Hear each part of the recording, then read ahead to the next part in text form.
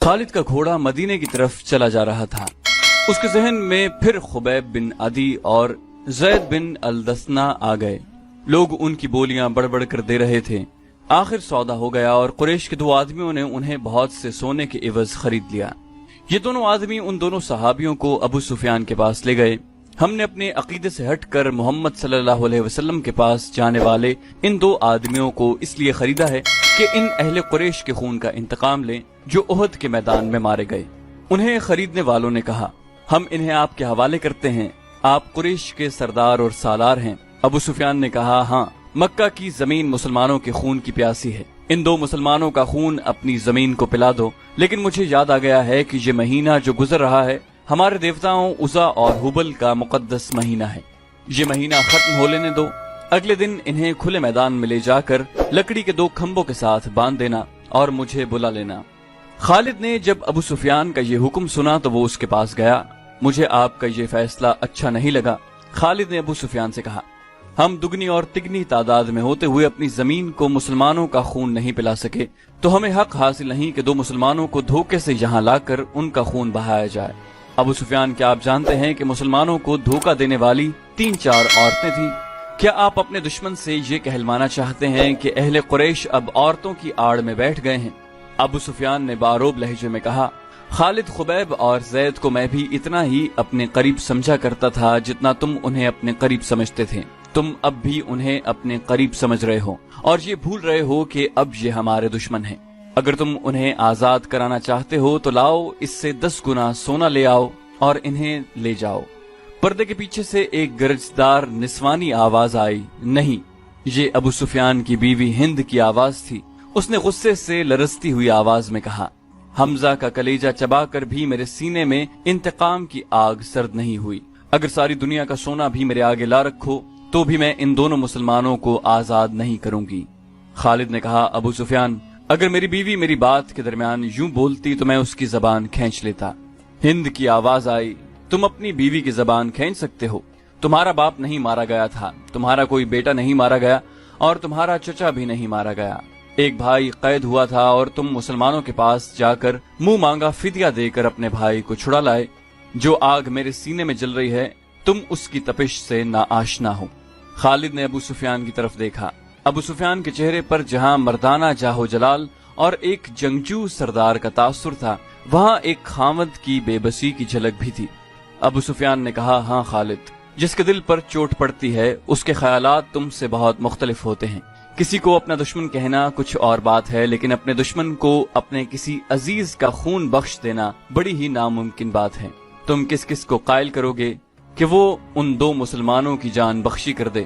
تم جاؤ خالد، ان دو مسلمانوں کو اپنے قبیلے کے رحم و کرم پر چھوڑ دو۔ خالد خاموشی سے واپس چلا گیا۔ پھر خالد کو وہ بھیانک منظر یاد آیا جب باہر میدان میں لکڑی کے دو کھمبوں کے ساتھ خبیب رضی اللہ عنہ اور زید رضی اللہ عنہ بندھے کھڑے تھے۔ تماشائیوں کا چیختا چلاتا ہوا ہجوم اکٹھا ہو گیا تھا۔ ادھر سے ابو سفیان اور ہند گھوڑوں پر سوار ہجوم میں داخل ہوئے۔ ہجوم کے نعرے اور انتقامی نعرے پہلے سے زیادہ بلند ہو گئے۔ اگر اس ہجوم میں کوئی خاموش تھا تو صرف خالد۔ ابو سفیان گھوڑے پر سوار دونوں قیدیوں کے قریب گیا اور دونوں نے اسے کہا کہ وہ زندگی کی آخری نماز پڑھنا چاہتے ہیں۔ ابو سفیان نے انہیں اجازت دے دی۔ خالد اب مدینہ کی طرف جا رہا تھا۔ اسے جب وہ منظر یاد آیا کہ دونوں قیدیوں کے ہاتھ کھولے گئے اور وہ قبلہ رو ہو کر نماز پڑھنے لگے، خالد پر اس وقت جو اثر ہوا تھا وہ اب 4 برس بعد اس کی ذات سے ابھر آیا۔ گھوڑے کی پیٹھ پر بیٹھے بیٹھے خالد کا سر جھک گیا۔ خبیب بن عدی اور زید بن الدثنا ہجوم کی چیخ و پکار سے لا تعلق اپنی موت سے بے پرواہ خدا کے حضور رکوع و سجود میں محو تھے۔ انہوں نے نہایت اطمینان سے نماز پڑھی، دعا کے لیے ہاتھ اٹھائے۔ کوئی نہیں بتا سکتا کہ انہوں نے خدا سے کیا دعا مانگی۔ انہوں نے خدا سے یہ نہیں کہا ہوگا کہ دشمن انہیں آزاد کر دے۔ وہ اٹھے اور خود ہی لکڑی کے کھمبوں کے ساتھ پیٹھیں لگا کر کھڑے ہو گئے۔ ابو سفیان نے بڑی بلند آواز سے خبیب رضی اللہ عنہ اور زید رضی اللہ عنہ سے کہا، او بدقسمت انسانوں، تمہاری قسمت اور زندگی میرے ہاتھ میں ہے۔ اپنی زبانوں سے کہہ دو کہ ہم اسلام کو ترک کرتے ہیں اور اب ہم اہل قریش میں سے ہیں اور 360 بتوں کو برحق مانتے ہیں۔ یہ اعلان کر دو اور اپنی زندگیاں مجھ سے واپس لو، اگر نہیں تو موت کو گلے لگا لو۔ ये भी सोच लो कि तुम्हारी मौत सहल नहीं होगी। ऐ बातिल के पुजारी अबू सुफियान, ज़ैद रज़ी अल्लाह अन्हु की आवाज गरजी, हम लानत भेजते हैं पत्थर के इन बुतों पर जो अपने ऊपर बैठी हुई मक्खी को भी नहीं उड़ा सकते। हम लानत भेजते हैं उज़ा और हुबल पर जो तुम्हें अगले जहान दोज़ख की आग में फेंकेंगे। हम पुजारी हैं उस एक अल्लाह के जो रहमान और रहीम है, और हम आशिक हैं मोहम्मद सल्लल्लाहु अलैहि वसल्लम के जो अल्लाह के रसूल हैं। खुबैब रज़ी अल्लाह अन्हु ने बुलंद आवाज से कहा, मेरा रास्ता वही है जो ज़ैद ने तुम्हें दिखा दिया है। ऐ अहले मक्का, सच्चा वही है जिसके नाम पर हम कुर्बान हो रहे हैं। हमें नई जिंदगी मिलेगी जो इस जिंदगी से बहुत ज्यादा हसीन और मुकद्दस होगी। अबू सुफियान ने हुक्म दिया, बांध दो इन्हें इन खंभों के साथ, ये मौत का जायका चखने के मुश्ताक हैं। दोनों के हाथ पीछे करके खंभों के साथ जकड़ दिए गए। अबू सुफियान ने घोड़ा मोड़ा और हुजूम की तरफ आया। उज़ा और हुबल की कसम, अबू सुफियान ने बुलंद आवाज से हुजूम से कहा, मैंने अपने कबीले में कोई एक भी ऐसा नहीं देखा जो अपने सरदार पर इस मोहब्बत और इसार से जान कुर्बान करने के लिए तैयार हो जिस तरह मोहम्मद के पैरोकार उसके नाम पर फिदा होते हैं। हिंद अपने घोड़े पर सवार कुछ दूर खड़ी थी। उसके करीब उसके चंद एक गुलाम खड़े थे। एक गुलाम ने अपने आकाओं को खुश करने के लिए जोश का ऐसा मुजाहिरा किया कि बर्छी तान कर दोनों कैदियों की तरफ किसी के हुक्म के बगैर बड़ी तेजी से दौड़ा और खंबे से बंधे ज़ैद रज़ी अल्लाह अन्हु के सीने पर बर्छी का इतना जोरदार वार किया कि बर्छी की अन्नी ज़ैद की पीठ से बाहर निकल गई। ज़ैद बिन अल-दस्ना फौरन शहीद हो गए। उस गुलाम ने सीना तान कर हुजूम की तरफ खिराज तहसीन की तवक्को से देखा, लेकिन हुजूम कुछ और ही किस्म का शोर बुलंद करने लगा। तमाशाई कहते थे कि ये कोई तमाशा नहीं हुआ, ये मुसलमान इतनी सहल मौत के काबिल नहीं, हमें कोई तमाशा दिखाओ। कत्ल कर दो इस गुलाम को जिसने एक मुसलमान पर इतना रहम किया कि उसे इतनी जल्दी मार डाला। हिंद ने दबी आवाज में कहा। कई आदमी तलवारें और बर्छियां लहराते उस गुलाम की तरफ दौड़े, लेकिन बहुत से आदमी दौड़कर उन आदमियों और गुलाम के दरमियान आ गए। खबरदार, पीछे खड़े रहो। एक आदमी ने जो घोड़े पर सवार था ललकार कर कहा, अरबी खून इतना बुज़दिल नहीं कि दो आदमियों को बांध कर मारने के लिए कुरैश का पूरा कबीला इकट्ठा हो गया है। खुदा की कसम, अबू सुफियान की जगह अगर मैं होता तो इन दोनों आदमियों को आजाद कर देता। ये हमारा खून है और ये हमारे मेहमान हैं, हम इनसे मैदान जंग में लड़ेंगे। ये खालिद था। हुजूम में से कई आवाजें सुनाई दी, ये ठीक कहता है, दुश्मन को बांध कर मारना अरब की रिवायत के खिलाफ है। तमाशाइयों के हुजूम में से बेशुमार आवाजें ऐसी सुनाई दे रही थीं जो कहती थी कि हम तमाशा देखेंगे, हम दुश्मन को इस तरह मारेंगे कि वो मर मर कर जिए। थोड़ी देर बाद तमाशाइयों का हुजूम दो हिस्सों में बट गया कि एक गिरोह खुबैब रज़ी अल्लाह अन्हु के कत्ल के खिलाफ था, इसे वो अरब की रिवायती बहादुरी के मुनाफी समझता था, और दूसरा गिरोह खुबैब रज़ी अल्लाह अन्हु को तड़पा तड़पा कर मारने के नारे लगा रहा था।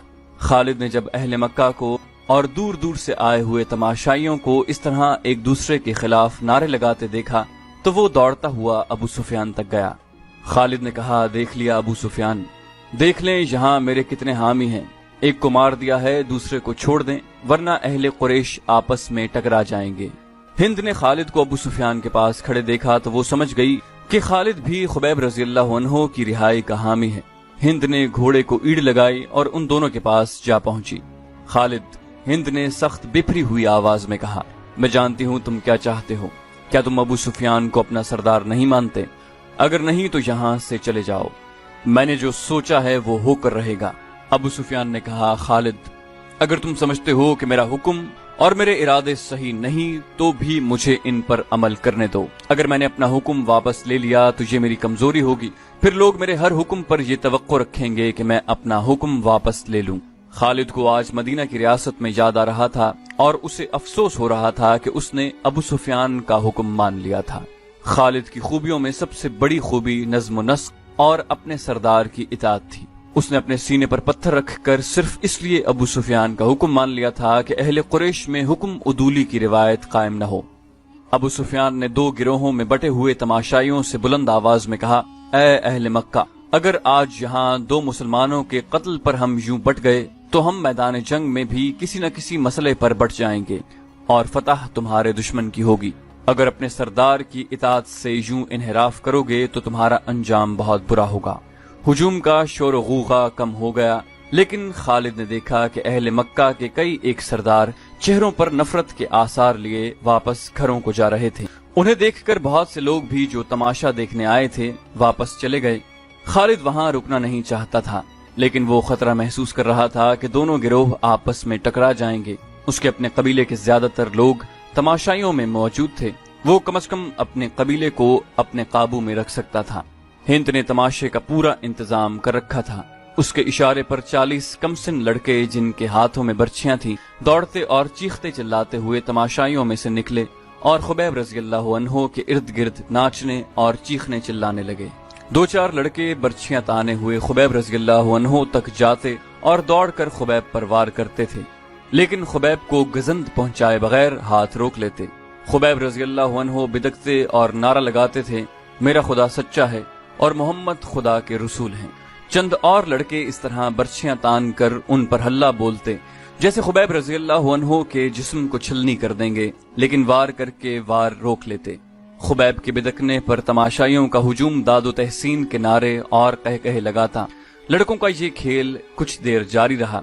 उसके बाद लड़कों ने ये तरीका इख्तियार किया कि बर्छी का वार बड़ी जोर से करते, लेकिन खुबैब के जिस्म पर इतना सा वार लगता कि बर्छियों की अन्नियां खाल में जरा सी उतर कर पीछे जाती। बहुत देर तक यही खेल चलता रहा। तमाशाई दादो तहसीन के नारे और खुबैब रज़ियल्लाहु अन्हु अल्लाहु अकबर और मोहम्मद रसूलुल्लाह के नारे बुलंद करते रहे। खुबैब रज़ियल्लाहु अन्हु के कपड़े खून से लाल हो चुके थे। अबू जहल का बेटा अक्रिमा हाथ में बर्छी लिए उन लड़कों के पास जा पहुंचा और उन्हें हिदायत जारी करने लगा। लड़के अब अपनी बर्छियां खुबैब के जिस्म में चुभो रहे थे। वो गोल दायरे में घूमते और नाचते थे। खुबैब रज़ियल्लाहु अन्हु के जिस्म का कोई भी हिस्सा ऐसा न रहा जहां बर्छी न चुभी हो और वहां से खून न टपक रहा हो।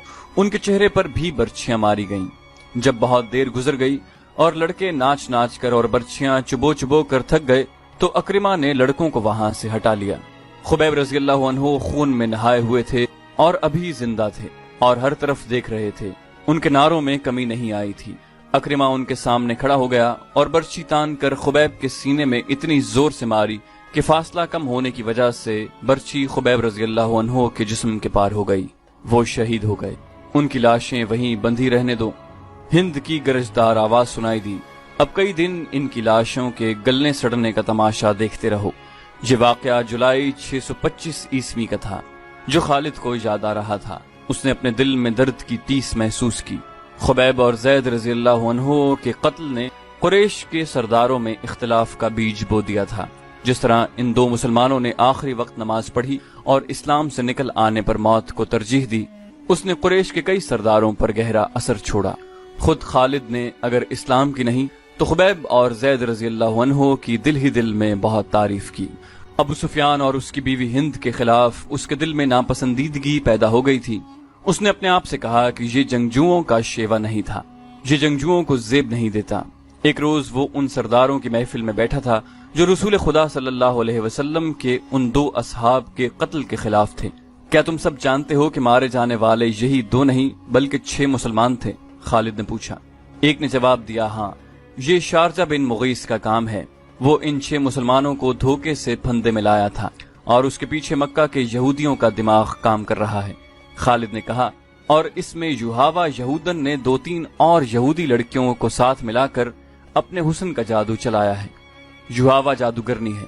एक सरदार ने कहा, भाई को भाई के हाथों से बाह करा सकती है। क्या ये खतरा नहीं कि यहूदी हमें भी एक दूसरे का दुश्मन बना दें? किसी और सरदार ने कहा। एक बूढ़ा सरदार बोला, नहीं, वो मोहम्मद के उतने ही दुश्मन हैं जितने हम हैं। यहूदियों का मफाद इसमें है कि वो हमारे और मुसलमानों के दरमियान दुश्मनी इतनी पक्की और इतनी शदीद कर दें कि हम मुसलमानों का नामो निशान मिटा दें।